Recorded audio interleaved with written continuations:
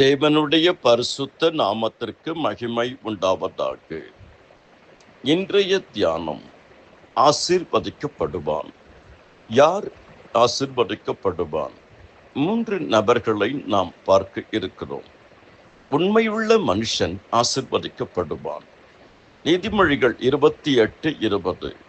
உண்மையுள்ள மனுஷன் பரிபூர்ண ஆசீர்வாதங்களை பெறுவான். உங்களை அழைக்கிறவர் உண்மை உள்ளவர். என் தாசனாகிய மோசே அப்படிப்பட்டவன் அல்ல, அவன் என் வீட்டில் எங்கும் உண்மை உள்ளவன். கொஞ்சத்தில் உண்மை உள்ளவனாய் இருந்தால் நீ அநேகத்தில் உன்னை அதிகாரியாக வைப்பேன். அழைப்பில் உண்மை, வேலையில் உண்மை, நமக்கு கொடுக்கப்பட்ட காரியத்தில் உண்மை, ஜபத்தில் உண்மை, ஊழியத்தில் உண்மை. நாம் உண்மையாய் இருக்கும் பொழுது நிச்சயம் உண்மை உள்ள மனுஷன் பரிபூர்ண ஆசீர்வாதங்களை பெறுவான். இரண்டாவது, கர்த்தருக்கு பயப்படுகிறவன் ஆசீர்வதிக்கப்படுவான். சங்கீதம் 128 சொல்லுகிறது, 1 முதல் 4 வரை. கர்த்தருக்கு பயப்படுகிற மனுஷன் இவ்விதமாய் ஆசீர்வதிக்கப்படுவான். கர்த்தருக்கு பயப்படுகிற பெரியோரையும் சிறியோரையும் ஆசீர்வதிப்பார்.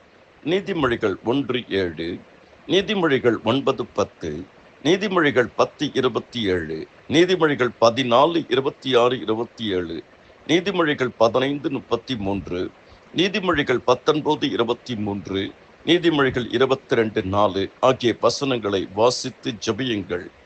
கர்த்தருடைய பரிசுத்தவான்களே, அவருக்கு பயந்திருங்கள், அவருக்கு பயந்தவர்களுக்கு குறைவில்லை.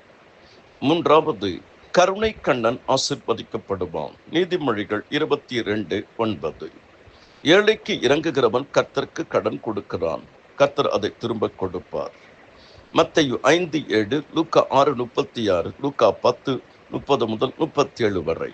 உண்மை உள்ள மனுஷன், கர்த்தருக்கு பயப்படுகிறவன், கருணை கண்ணன் ஆசீர்வதிக்கப்படுவான்.